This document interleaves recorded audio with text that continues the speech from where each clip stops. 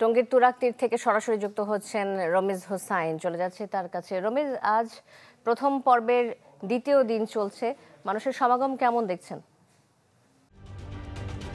ঢালাইয়ে দৃঢ়তা, নির্মাণে নিশ্চয়তা, প্রিমিয়ার সিমেন্ট, ঢালাইয়ের রাজা।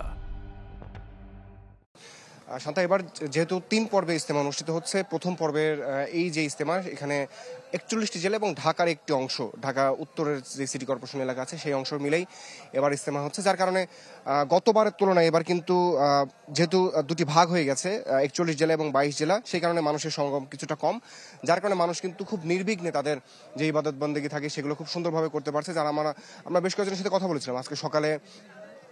একজন ভারতের মাওলানা যিনি বয়ান করেছেন এবং তার তর্জমা করেছেন বাংলাদেশের একজন তাবলিগ জামাতের মুরব্বী।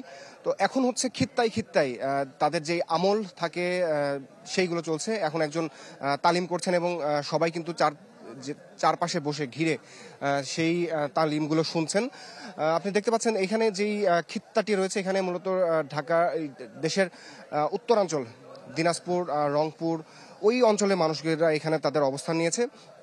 তো এরই মধ্যে দুপুরের খাবার থেকে শুরু করে এবং অন্যান্য যে আনুষঙ্গিক কাজগুলো থাকে সেগুলো করছে, এবং যারা কিছুটা বেকার সময় কাটাচ্ছে তারা কিন্তু এই যে একজন তাবলিগ জামাতে যিনি মুরব্বী থাকেন প্রতিটা খিত্তায় বা একটি জেলা থেকে যে সমস্ত তাবলিগ জামাতের সাথীরা আসেন, সেই মুরব্বীর তত্ত্বাবধানে এখানে ধর্ম প্রচার করছেন এবং সেগুলো তারা শুনছেন।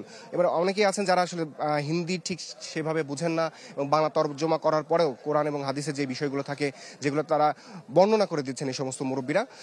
আজকে দ্বিতীয় দিন, আজকে সারাদিনই এভাবেই বিভিন্ন খিত্তায় খিত্তায় বয়ানের মধ্য দিয়ে এবং দুপুরের নামাজের পরে ভারতের আরেকজন মাওলানা এবং আসরের নামাজের পরে পাকিস্তানের একজন মাওলানা যিনি এখানে বয়ান করবেন, এবং কালকে ফজর নামাজের পরে বয়ান হবে। এবং আজকে কিন্তু আরেকটি বিষয়, আজকে কিন্তু যৌতুকবিহীন বিবাহ অনুষ্ঠিত হবে আসরের নামাজের পরে, এবং কালকে সকাল 10টা বা 11টা এর মধ্যে আখিরি মোনাজাতের মধ্য দিয়ে এই যে প্রথম পর্ব সেটি শেষ হবে। এবং পরশুদিন তার পরের দিন থেকে এই যারা মাওলানা জুবায়েরপন্থী তাদের দ্বিতীয় জামাত অনুষ্ঠিত হবে, এবং 7 দিন বিরতি দিয়ে আবার মাওলানা সাদপন্থী যারা রয়েছেন তাদের ইজতেমা অনুষ্ঠিত হবে। শান্তা।